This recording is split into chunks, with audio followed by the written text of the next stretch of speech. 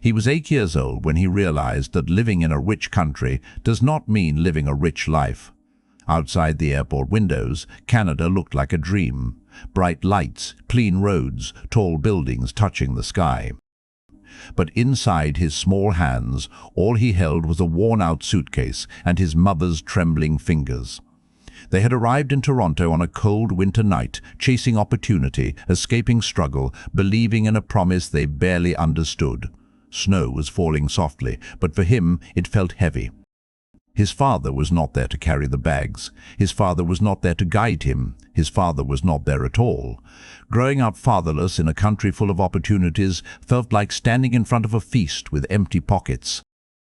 That first night, they entered a tiny basement apartment that smelled of damp walls and old carpet. The heater made strange noises. The mattress was thin. His mother smiled and said, "This is our new beginning." But he could see the fear in her eyes. He did not cry. He did not complain. He simply looked out the small window at the snow-covered street and made a silent promise that one day this cold would not define him. What he did not know was that this promise would become the fire that changed his life forever, and the next morning would test that promise immediately. The next morning, reality arrived louder than the heater pipes in that basement apartment. At school, he quickly understood that being in a rich country did not protect you from feeling small. The hallways were bright, the lockers were new, and the children wore clean winter jackets that looked expensive. He wore the same jacket he had worn for 3 winters back home. It was slightly tight around his shoulders, slightly faded at the sleeves. When the teacher asked him to introduce himself, his accent stumbled before his confidence did. A few kids giggled. One boy whispered something about "fresh off the plane." He pretended not to hear it, but he felt it. Every word stuck to him like the cold wind outside. During lunch, he opened a simple homemade meal while others unpacked colorful snacks and store-bought treats. He looked around and realized something painful. In a country filled with opportunity, comparison was everywhere. But instead of anger, something else began forming inside him. A quiet awareness. He understood that nobody here knew his story. Nobody knew the nights his mother stayed awake, planning how to pay rent. Nobody knew the strength it took for her to move across the world alone with a child. That afternoon, when he returned to the basement apartment, he didn't complain. He took out his school books and began reading slowly, carefully, repeating words until the accent softened. He decided that if he could not control where he started, he would control how hard he worked. And that simple decision, made by an 8-year-old boy in a cold basement, was the first brick in a foundation that would later shock everyone who once doubted him. But the real struggle had not even begun. Winter in Canada does not ask whether you are ready. It arrives, and you adjust, or you suffer. By the time he turned 10, he understood this better than most adults. The basement apartment felt colder that year. His mother had taken 2 jobs. Cleaning offices at night and working at a grocery store during the day. He often woke up alone. Sometimes he prepared his own breakfast. Sometimes he walked to school in the dark because his mother was too exhausted to wake up. Snow piled high on the sidewalks, and his shoes were not built for Canadian winters. His socks would get wet before he even reached the bus stop. He never told his mother. He knew she was already fighting battles he could not see. At school, he began staying longer in the library. It was warm there, quiet, safe. Books became his escape, but also his weapon. While other kids rushed home to video games, he stayed back reading about entrepreneurs, inventors, and people who had built something from nothing. He did not fully understand business yet, but he understood one thing clearly: knowledge was free if you were willing to search for it. One evening, as he waited for his mother outside the grocery store where she worked, he watched customers walk out with bags full of things they did not need. He wondered how money flowed so easily for some and so slowly for others. That question stayed in his mind. That question would not let him sleep. And years later, that very question would lead him to discover an opportunity that would change his life forever. But first, he would have to survive his teenage years. By the time he entered high school, the world had already taught him lessons that many teenagers never have to learn. At 14, he was not thinking about popularity or parties. He was thinking about rent. He was thinking about his mother's tired eyes. He was thinking about how long they could survive like this. The basement apartment had mold creeping into the corners, and the landlord had raised the rent again. One evening, he overheard his mother whispering on the phone about late payments. That night, something shifted inside him. He was still just a boy, but he no longer wanted to feel powerless. So he made a decision. He would find a way to earn money, not someday, not after university, but now. He started small. He shoveled snow for neighbors in the winter. He mowed lawns in the short Canadian summer. He delivered newspapers before school. The money was small, but the feeling was huge. For the first time, he contributed. For the first time, he saw relief in his mother's expression when he handed her a few folded bills. It wasn't about the amount. It was about control. But while he worked outside, something else was happening inside. He noticed how local businesses struggled to attract customers. He saw small stores with great products but empty floors. He began asking questions again, the same questions he asked outside that grocery store years ago. Why do some businesses grow fast while others disappear? And could a teenager with no father, no connections, and no money possibly understand the answer? What he discovered next would open a door that no one around him even knew existed. At 15, while other teenagers scrolled through social media for entertainment, he began using the internet as a classroom.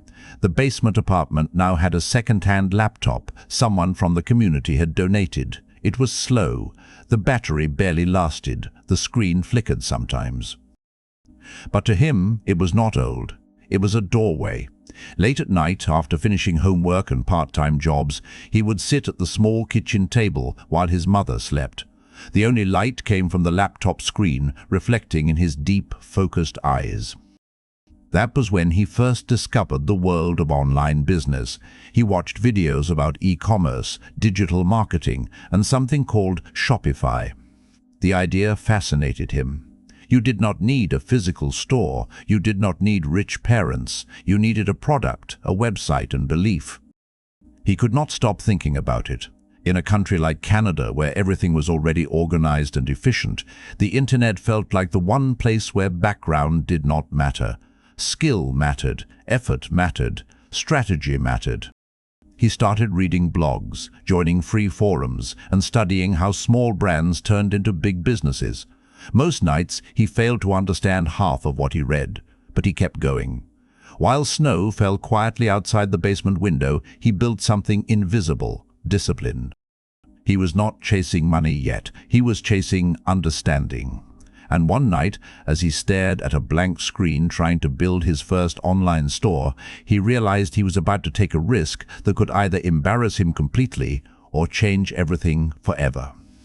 His first online store was not impressive. The logo was uneven. The product photos were taken from free websites. The descriptions sounded awkward. But to him, it felt like building a skyscraper from inside a basement. He chose to sell simple phone accessories because they were cheap to source and easy to understand. For weeks he worked quietly. He studied pricing. He watched tutorials on digital ads. He learned how to design basic graphics. Every dollar he had saved from shoveling snow and delivering newspapers went into small online advertisements. Then he waited. The first week, nothing happened. No sales, just silence. The second week, still nothing. Doubt started whispering in his mind. Maybe the kids at school were right. Maybe people like him were meant to stay in the background. One night, after checking his store for the 10th time, he saw something different, a notification. You made your first sale. He froze. He refreshed the page 3 times to make sure it was real. It was only a small profit, less than what he earned in 1 hour of shoveling snow, but it meant something bigger. A stranger somewhere in Canada had trusted a store built by a 15-year-old boy in a basement. He did not scream. He did not celebrate loudly. He simply sat there, breathing deeply, understanding that the internet had just whispered back to him, "It is possible." But one sale does not build a future. And what happened next would test whether this was luck or the beginning of something unstoppable. That first sale changed something inside him. But it did not change his reality overnight. The next few weeks were a roller coaster. Some days he made 2 sales, some days he made none. He began tracking everything in a small notebook: ad costs, profit margins, product feedback. While other teenagers worried about weekend plans, he worried about conversion rates. He failed more times than he succeeded. Ads that he thought were perfect lost money. Products he believed would go viral never sold. More than once, he watched his small savings disappear into campaigns that returned nothing. The basement felt heavier during those nights. The heater's noise seemed louder. Doubt grew stronger. But instead of quitting, he did something different. He treated every failure like data. He rewatched tutorials. He improved product descriptions. He tested new audiences. He learned about branding, storytelling, and customer trust. Slowly, his mindset shifted from "how do I make quick money" to "how do I build something real?" That shift was powerful. By 16, he was no longer experimenting blindly. He was thinking strategically. He understood that businesses fail not because of background, but because of poor decisions repeated too long. And he refused to repeat mistakes forever. One evening, after months of small improvements, he launched a redesigned store. Cleaner, sharper, more professional. He clicked publish with steady hands. He had no guarantee of success, no father guiding him, no wealthy mentor advising him, just discipline and belief. And within hours, something unexpected began happening, something that would prove this was no longer a side experiment. That night, sales did not trickle in, they surged. At first he thought it was a glitch. 1 notification became 3, 3 became 10. By midnight his phone would not stop vibrating. Orders were coming from different cities across Canada: Vancouver, Calgary, Montreal. Strangers were buying from a store created by a teenager who still slept in a basement apartment. His heart pounded, but his mind stayed calm. He had prepared for this. He had studied fulfillment systems. He had researched suppliers. He did not panic. Instead, he organized. He confirmed inventory. He calculated margins. He reinvested profits back into advertising instead of celebrating. By the end of that week, he had made more money online than his mother earned in an entire month of exhausting work. When he finally showed her the numbers, she did not understand digital dashboards or analytics, but she understood relief. She sat quietly at the kitchen table, staring at the screen, tears forming slowly. For the first time since arriving in Canada, the weight on her shoulders looked lighter. But success brings a new kind of pressure. With growth came responsibility. Customers expected fast shipping. Refunds had to be handled. Competition increased. This was no longer a teenager experimenting. This was a business demanding maturity. And as profits grew, so did the fear of losing everything. Because in business, one mistake can destroy months of progress. The question now was not whether he could make money, it was whether he could sustain it. And the next challenge would test his discipline more than any winter ever had. Growth feels exciting from the outside, but from the inside, it feels fragile. At 17, while classmates were planning prom and talking about university parties, he was negotiating with suppliers in different time zones. Sleep became optional. Responsibility became permanent. His store was now generating consistent revenue, but competition had increased. Bigger brands noticed trending products. Ad costs started rising. One bad month nearly erased 3 good ones. For the first time since his first sale, fear returned. Not the fear of poverty, but the fear of collapse. He realized something important: making money once is luck.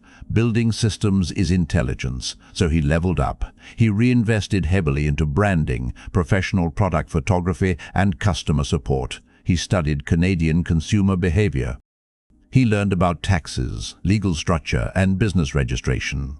While others saw Shopify as a shortcut to fast cash, he began treating it like a long-term company. He hired his first freelancer for design work, then a part-time virtual assistant. Delegating felt uncomfortable. Trusting strangers felt risky. But he understood that scaling required leadership, not control. Meanwhile, he still attended school every day, pretending to be just another student. Few people knew that the quiet boy in the back row was processing thousands of dollars in revenue each week. Yet success brought loneliness. He could not fully explain his stress to friends. He could not burden his mother with every business problem, so he carried it silently. And just when things seemed stable, a sudden policy change on an ad platform cut his traffic in half overnight, forcing him into the most critical decision of his young life. When his traffic dropped by nearly 50% overnight, panic tried to take control. Revenue slowed. Ads that once performed smoothly were suddenly expensive and unpredictable. It felt like standing on solid ice that had started to crack beneath his feet. For a moment, the old fear returned, the fear of losing everything and going back to that helpless feeling in the basement. But this time, he was not the 8-year-old boy staring out a small window. He was disciplined. Instead of reacting emotionally, he stepped back and analyzed the data. He realized he had made a mistake. He had relied too heavily on one platform for growth, one stream of traffic, one system. That night, he made a new rule for himself: never depend on a single source of opportunity. Over the next few months, he diversified. He learned email marketing. He built a brand presence on social platforms. He focused on customer loyalty instead of chasing strangers. He improved product quality and introduced his own branded packaging. Slowly, revenue stabilized again, not because of luck, but because of strategy. He had evolved from a hustler into an operator, from a teenager chasing sales into a young entrepreneur building assets. His mindset matured faster than his age. By the time he turned 18, his business was not just surviving, it was scaling. But with graduation approaching and university decisions ahead, he faced a new pressure. Should he follow the traditional path everyone expected, or bet fully on the dream that had already begun transforming his life? Graduation day arrived with applause, cameras, and expectations. Teachers spoke about bright futures. Parents hugged their children with pride. His mother sat quietly in the audience, holding back tears, remembering the night they arrived in Canada with one suitcase. To everyone else, he was just another immigrant student finishing high school. But inside him, a different storm was brewing. University acceptance letters had arrived. Guidance counselors encouraged stable careers, engineering, finance, law, safe paths, predictable outcomes. Yet his online business was now generating more income than many entry-level jobs. The safe path promised security. The risky path promised possibility. He spent nights walking alone through quiet Canadian streets, thinking deeply. He respected education. He valued knowledge. But he also understood momentum. He knew that opportunity does not always wait politely. One evening, he sat with his mother at the same small kitchen table where he built his first store. He explained everything: the revenue, the growth, the risks. She listened carefully. Then she said something simple. "We did not come to this country for safety. We came for opportunity." That sentence settled his decision. He would not abandon learning. He would simply learn differently. He chose to delay university and commit fully to building his company. It was not rebellion. It was responsibility. But commitment demands sacrifice. Friends would move forward in traditional ways. He would move forward alone. And what came next would determine whether his choice was courage or a mistake he could never undo. Choosing the unconventional path felt empowering at first. No lectures, no rigid schedules, just full focus on growth. But freedom also removed excuses. At 19, there was no professor to blame, no curriculum to follow. Every success and every failure now pointed directly back to him. He upgraded from the basement apartment to a modest condo, the first major move that proved progress was real. The walls were clean, the windows were large, sunlight entered freely. For his mother, it felt like a reward for years of sacrifice. For him, it felt like pressure multiplied. Expenses increased, responsibilities expanded. He officially registered his company in Canada. He hired a small remote team.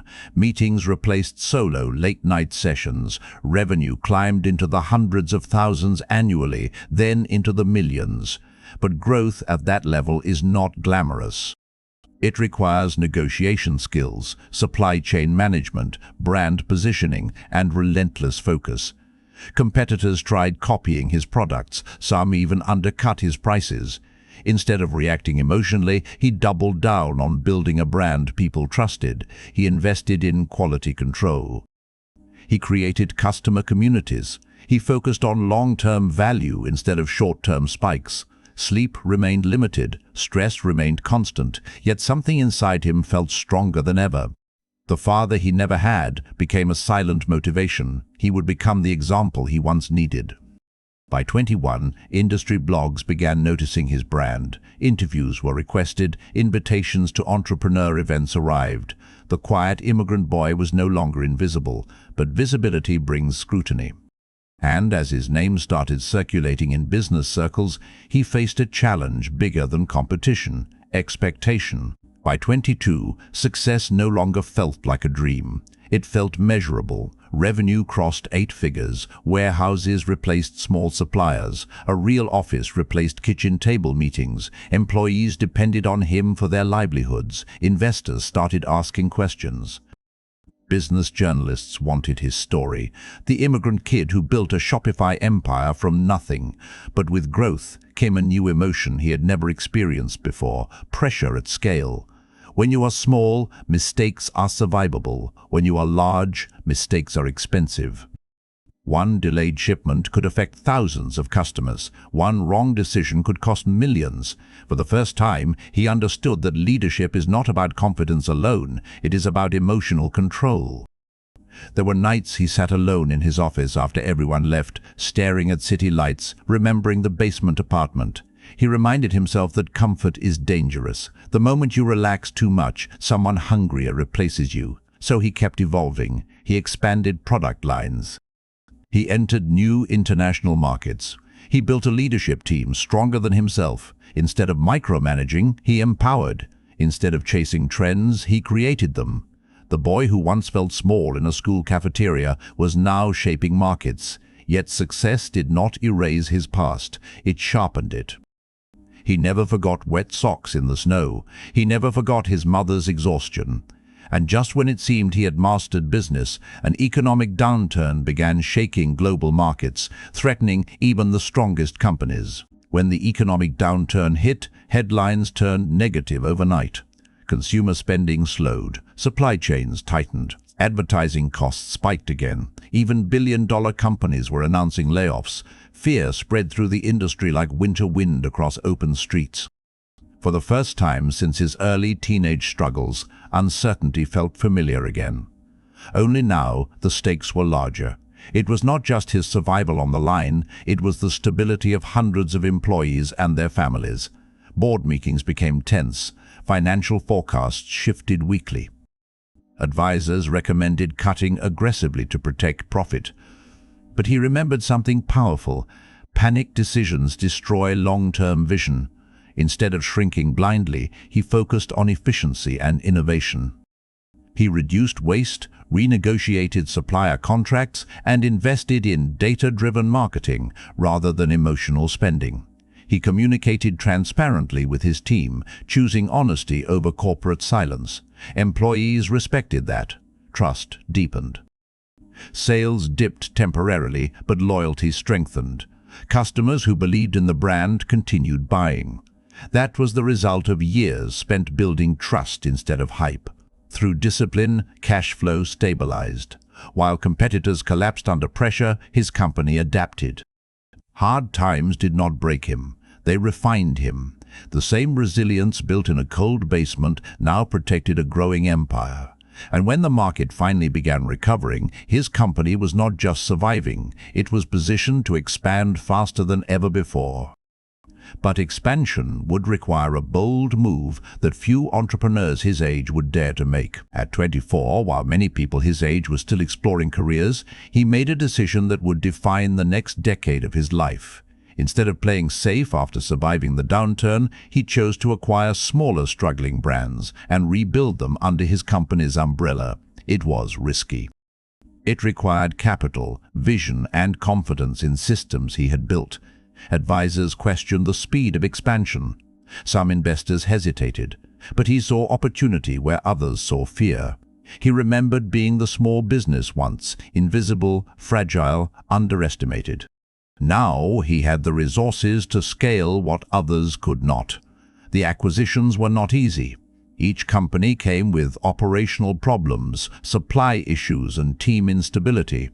For months, he worked longer hours than ever before, traveling between warehouses, meeting founders, restructuring processes. Sleep became rare again. But growth followed. One by one, those brands stabilized and began generating profit. His company evolved from a single-store success into a diversified e-commerce group. Media headlines grew louder. Interviews labeled him a young Shopify powerhouse. Yet he remained grounded. Every major decision still started with discipline, not ego. He reinvested profits strategically.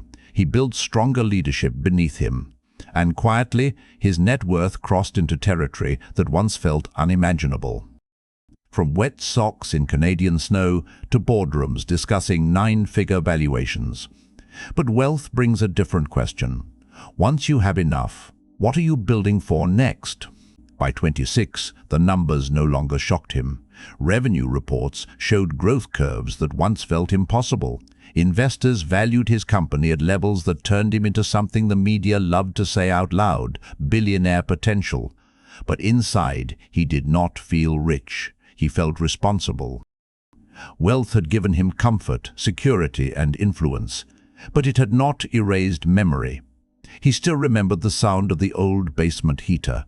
He still remembered pretending not to hear classmates laugh at his accent. Success had given him options, and options create power.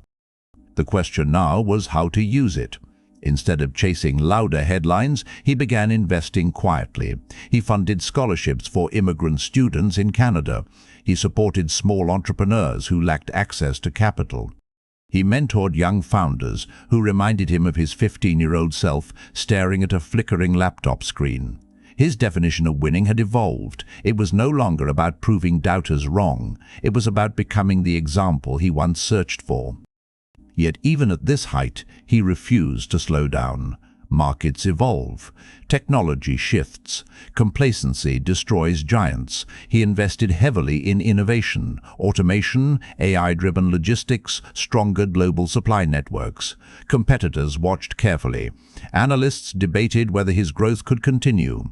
But they underestimated something simple. His hunger was never about money. It was about momentum. And momentum, once built through hardship, becomes nearly impossible to stop. At 28, financial publications officially confirmed what industry insiders had already whispered. His net worth had crossed into billionaire territory. Headlines celebrated him as one of the youngest self-made e-commerce magnates in Canada.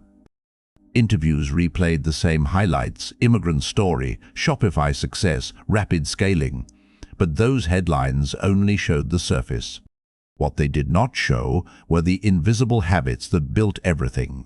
The discipline of waking up early even after sleepless nights, the habit of reading financial reports line by line, the refusal to spend impulsively even when money flowed easily. Billionaire status did not change his routine. He still reviewed customer complaints personally. He still tracked product performance metrics weekly. He still questioned assumptions during executive meetings. Success had not softened him, it had sharpened him. At a private celebration dinner organized by his team, someone asked him how it felt to finally make it. He paused before answering, because deep down he never felt finished. The journey from fatherless child to billionaire was not a destination, it was a transformation. He understood that wealth without character collapses.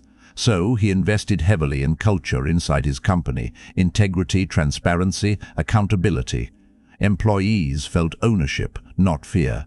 That culture became his true competitive advantage. Yet as recognition grew louder, he faced a subtle danger: ego. And the next challenge would not test his strategy or finances, it would test his humility. Success whispers dangerous things when you are not careful. It tells you that you are special, that you are untouchable, that the rules no longer apply to you.